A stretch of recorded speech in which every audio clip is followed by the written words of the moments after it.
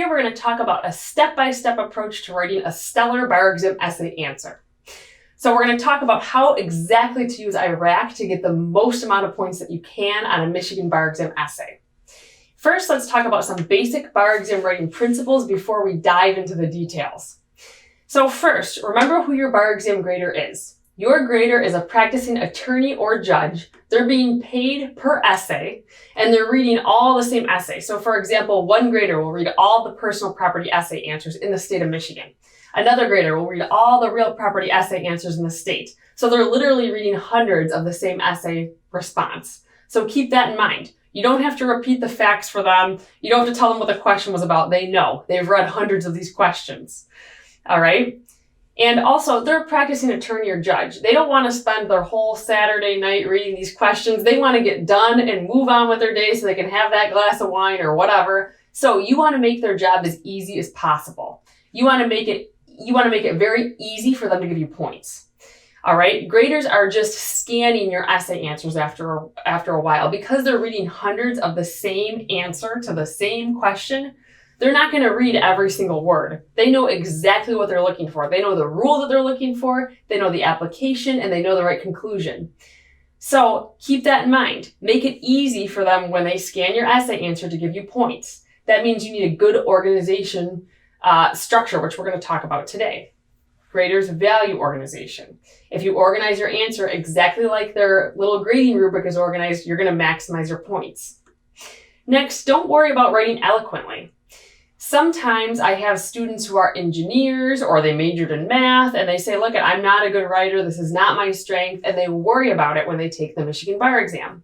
But it actually is a strength. I love it when I have engineers who say they can't write well because you know what they can do well? They can follow a formula. They can plug their essay answer into this IRAC format and they actually get more points than these English majors that write these beautiful, eloquent essays that don't respond to the call to the question.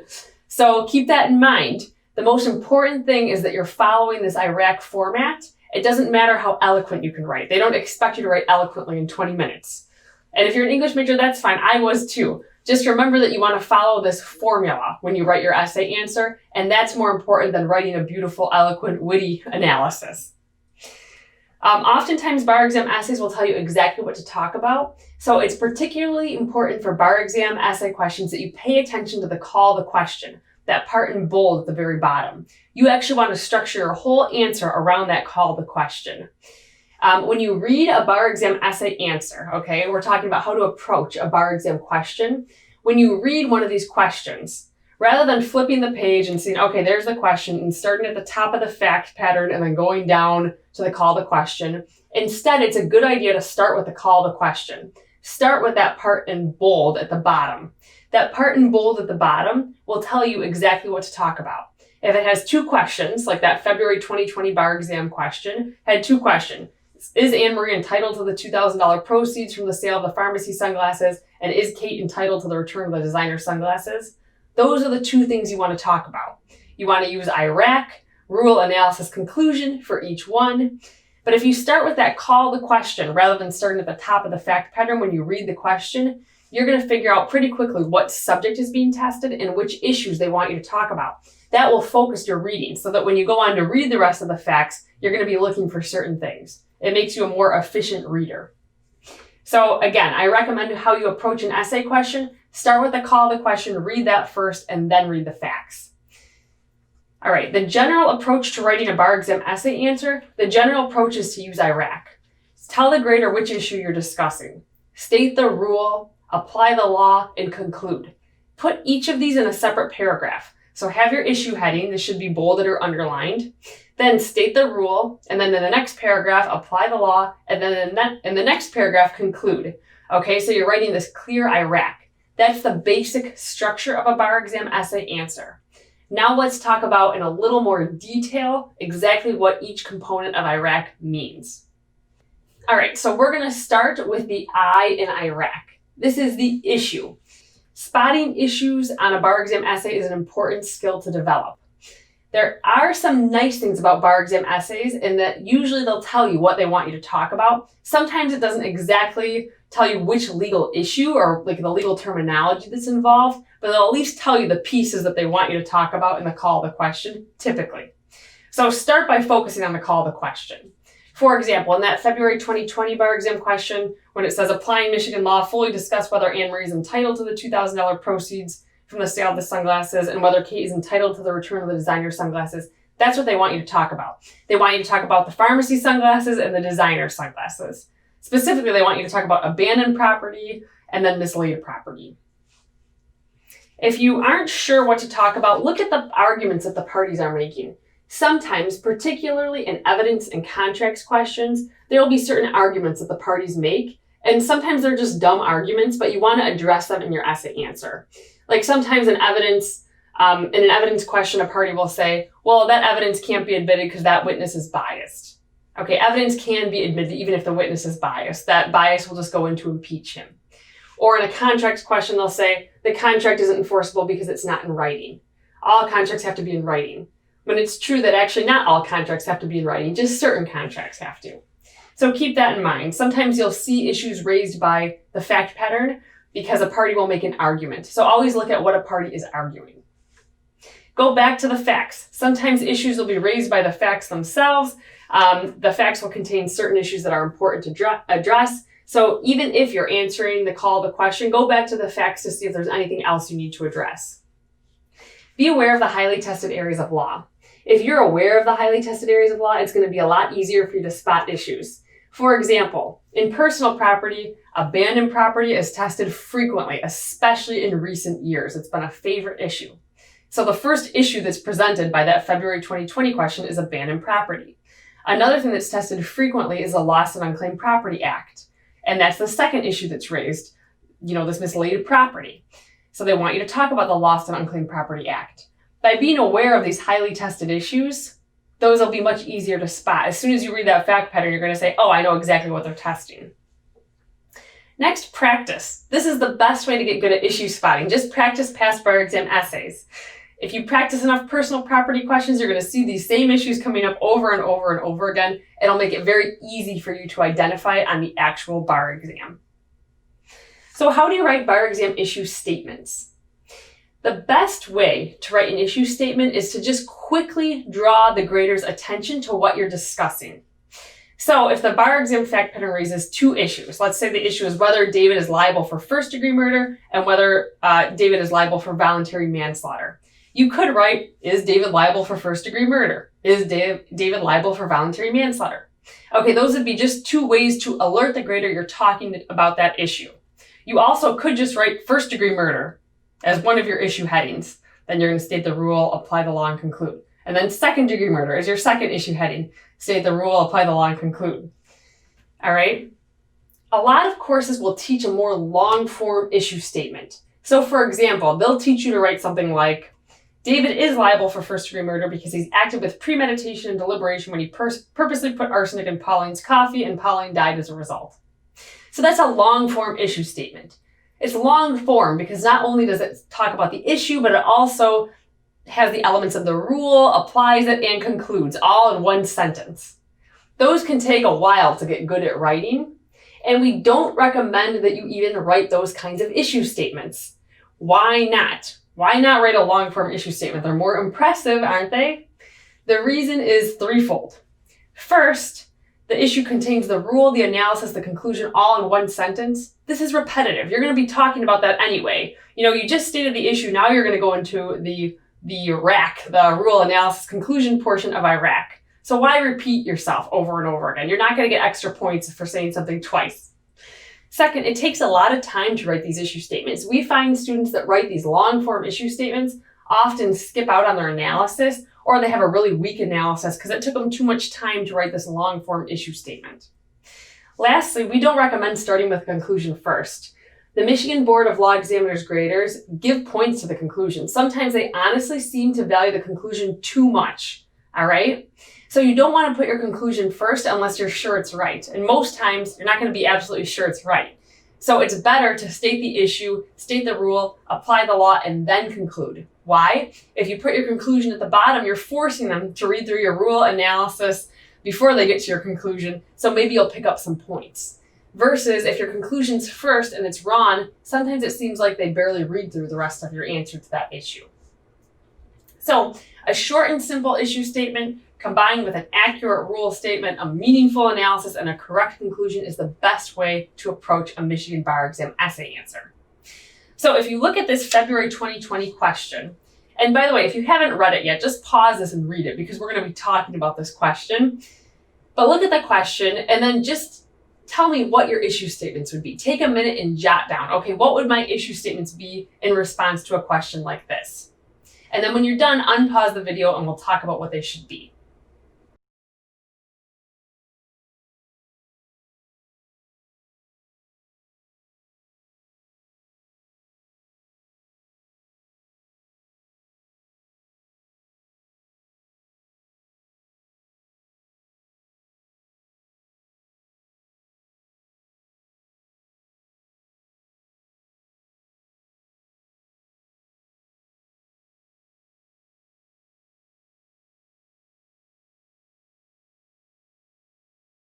So your issue statements in response to this could be something like pharmacy sunglasses, designer sunglasses. It could even be issue 1, issue 2. All you want to do is alert the grader that you're responding to both of the issues presented. This is a typical bar exam essay question. Both of the issues that you're supposed to talk about are right in the call to question. You don't have to go search for them in the fact pattern. They're right there. You want to structure a whole answer around the call to question. So you have issue 1 and you have issue 2. That's a perfect issue statement, okay? Pharmacy sunglasses, designer sunglasses. Just make sure you're talking about the issues in order. That'll make it easiest for the grader. Again, these don't have to be impressive statements because why? Your rule, analysis, and conclusion are going to impress the grader. These are just highlighting exactly what you're talking about. Okay, so now let's move on to the R in IRAC, the rule statement. So first you want to learn the rules. This is so important. If you don't learn the rules, there's nothing to apply. There's not a good shortcut to this. You just have to know the law. Of course, there are some things you can do. First, focus on the highly tested rules. These rules are most likely to come up. They're the most important to know. Don't ignore the highly tested areas of law. If you're not sure what's highly tested, go back and do a bunch of past exams. This is one way to get good at recognizing the highly tested areas of law and making sure you're memorizing them. Next, work on memorization. Some people say they have a general idea of the rules and they think that's good enough. That's not good enough for the essay portion of the Michigan bar exam or the MBE. A general idea of the law is not going to cut it because the bar exam tests the details and the nuances of the law. So yes, you might be able to explain negligence generally, but I want to know the precise duty owed to an invitee and I want to know exactly who an invitee is in Michigan. So you have to make memorization a priority. You have to dedicate time basically every day to memorizing your outlines. Next, focus on the elements of the rule when you memorize. You might be intimidated by a rule statement. Let's say you're trying to memorize a rule statement for battery. Okay, a battery is an act with intent to cause a harmful or offensive contact or imminent apprehension of that contact and a harmful or offensive contact directly or indirectly results. That's a mouthful. That's hard to memorize. Instead, start by focusing on the actual elements that you're going to need to know and apply. An act, an intent, and a contact that directly or indirectly results. All right, if you can divide it up into 3 elements rather than trying to memorize one long sentence, you're going to be on your way to memorizing faster and more efficiently, and you're going to have these key elements down. So make sure that you state the rules properly in your bar exam essay answer. What I recommend is that you bold or underline keywords. So if you know something like intermediate scrutiny requires an exceedingly persuasive justification, or you're saying something like medically distinguishable change in pathology in a workers' compensation question, and you're like, I got that buzzword, I know the grader's looking for that, I know this is what's being tested, bold or underline it. Make it easy for them to see that you know the answer.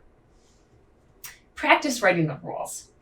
All right, sometimes people use flashcards to learn the rules, but when it comes to articulating them and writing them down, they're not very quick at it. It takes them a while. So practice writing rules. Basically, practice answering essay questions. That's going to get you good at writing the rules. Okay, if we put it into practice here, what are the relevant rules from the fact pattern? Take a minute and look at the rules from the fact pattern and even try to memorize the rule and see how you do at this memorization skill. Try different techniques. You can try covering up the rule and rewriting it until you know it. Try different techniques to see how exactly you memorize the law. So take a moment and pause the video if you haven't already. Okay, so there's two rules that are tested here. The first is abandonment, and the second is Lost and Unclaimed Property Act, or LUPA, or sometimes they call it the Unclaimed Property Act, or UPA. We're going to just focus on the abandonment issue to begin with. So basically, the rule statement in the examiner's analysis says, two requirements must be met to show abandonment. First, it must be shown that there is intent to relinquish the property, and second, there must be external acts that put that intention into effect. That is a mouthful. Okay, that would be hard to memorize. You're going to be rewriting that a lot of times if you want to memorize that word for word. The good news is you don't need to know it word for word. For abandonment, the grader is looking for two things. They're looking for two elements. They're looking for you to recognize that there has to be intent to abandon, and there has to be an act that shows your intent to abandon the property. So if you remember intent and act, you're good. You're going to get full credit for your rule statement. Just put it into a nice rule statement and then apply it, and you'll be good to go. You don't have to memorize this whole wordy rule statement from case law. For the Lost and Unclaimed Property Act, there's a lot of detail in the fact pattern, in the essay answer. Really what you have to know is it requires that somebody report a finding to law enforcement, wait 6 months, give them your name and address. And then after 6 months, they'll return the property to you if you ask them to. That's basically it. That kind of sums up the Lost and Unclaimed Property Act. So you can memorize, I would memorize it in that level of detail in a common sense way that makes sense. If you state those elements, you will get full credit for that rule statement. All right, so think about what strategies you use to memorize these rules. What works best for you when you memorize rules? You're going to want to keep using those strategies moving forward. Next, we're going to talk about the A in IRAC. This is the analysis or the application section of IRAC. So some tips for writing a good analysis. First, learn the law as well as possible. Focus on the highly tested issues. You can see this is a repeat theme, and that's because it's so important to know the law. If you don't know the law, there's going to be nothing to apply. You're basically going to be BSing it. And you'll get some points for BSing, but you're not going to get those nice shiny 10s that you want. Next, focus on finding a fact or facts to back up each element of the law. For example, a battery requires an act, an intent, and contact. So focus on looking for facts that show that each of those elements are met. Yes, an act was present because the defendant hit the plaintiff in the face. Yes, intent was present because the defendant said, I'm going to hit you in the face. So clearly he intended to hit her in the face. And yes, a contact was present because he did hit her in the face. So therefore a contact directly resulted. That's the type of thing you should be doing. You should be making sure you take each element and you tie some facts to it. That's how you write a stellar analysis. Try the highlighter trick when you practice. If you aren't sure if you're writing a good enough analysis, go back to the facts when you're done writing your essay answer and highlight all the facts that you addressed. If there are a lot of unhighlighted facts, it's a sign that maybe you need to address more facts in your analysis. Have someone read your essay and tell you what the fact pattern was about. When I get a Michigan Bar Exam essay answer sent to me for whatever reason, I don't even look at the question. I don't have to. I already know the questions. I should be able to read the student's answer and say, oh, they're answering the personal property question from February 2010 or whatever. Because the question should have enough facts in it where I don't need to even look at the question. The essay answer should have enough facts in it where I don't even need to look at the question. I should already know what the question's about. So if you have someone read your essay answer and they can't tell you what the facts are, then it's a sign that you need more facts in your analysis. Don't worry too much about writing eloquently. I have some students that have these really short analyses because they're trying to write these lovely, statements for the grader to read. The grader doesn't care. They just want to see that you've listed some facts and that you're tying them to the rule statement, okay?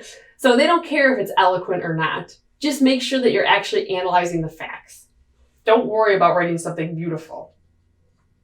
Okay, so let's try putting it into practice. So the question that we've been looking at, the first issue in the fact pattern, was did Anne Marie abandon her sunglasses? So focus on the elements of the rule. The rule in the examiner's analysis basically says that you need two things to establish abandonment. First, you need intent, and second, you need an act that shows that that intent is present. So go ahead and ask yourself, what facts would I discuss for each element of the rule? And write it down, and when you're done, unpause the video and we'll talk about it. Okay, so for the intent element, it tells you that she was frustrated. You can infer it from the facts that Anne Marie was frustrated. She bent the sunglasses. She attempted to throw them in the trash can. That all shows that she had an intent to abandon the property. The act was her bending them and throwing them toward the trash can. It's okay if she missed the trash can. That was the act that put her intention into effect. So those are the facts that you should talk about when you're discussing whether or not abandonment was met. In this case, it clearly was. Okay, so that brings us to the C in Iraq, which is the conclusion. So how should you conclude in a bar exam essay answer? A lot of students struggle with writing a conclusion because in law school, the conclusion didn't matter, or students are told to place less emphasis on a conclusion. There's not really a right answer. Well, in bar exam world, there is a right answer. So you want to write a conclusion. The best way to write a conclusion is just to say who should win. The plaintiff will prevail. The defendant will prevail. If you're not really sure, you just don't feel comfortable with that based on your years in law school where you were told not to arrive at a definite conclusion, it's fine to say the plaintiff will likely prevail. You'll get the same amount of points. You could also qualify it if you're not entirely sure. You could say it's a close call, or maybe it is a close call, but you're still going to arrive at a conclusion and say who should win. Now, one thing to note is you don't want to say something like, it's unclear who will win, or the court could decide either way. I was just reading the essays of a big firm associate. They had a job at a great firm lined up. They failed the Michigan bar exam. And literally in all of their essays, I think I saw 2 conclusions total. And this person wrote stellar essay answers. He was a great writer. You can tell he did well in law school, but he didn't arrive at any conclusions. It was obvious to me that he didn't practice writing any essays before the bar exam, because if he did, he would have known that you had to arrive at a conclusion for these issues. So the graders were just taking off points left and right because they saw no conclusions in his essay answers. Even when he knew the conclusion, he didn't write it because he was used to a law school way of doing things. All right, so remember to actually conclude. And in general, don't start your issue by starting with a conclusion. Like I said, unless you're sure your conclusion is right, put that conclusion at the very end. You want to use an IRAC format as a default, not the CRAC formula. So if you put it into practice, if you write a conclusion to the issue, did Anne Marie abandon her sunglasses? Your conclusion should be pretty clear. All right, the answer should basically be, yes, she did abandon her sunglasses, okay? Or, yes, Anne Marie did abandon her sunglasses, so Beth will prevail. Okay, it should be something like that, something pretty clear. So this basically covered a detailed overview of how to use IRAC on the Michigan bar exam. Remember, the Michigan bar exam is formulaic. You want to remember IRAC, plug in the rule, the analysis, the conclusion for each issue. That's the best way to maximize your points on a Michigan bar exam essay answer.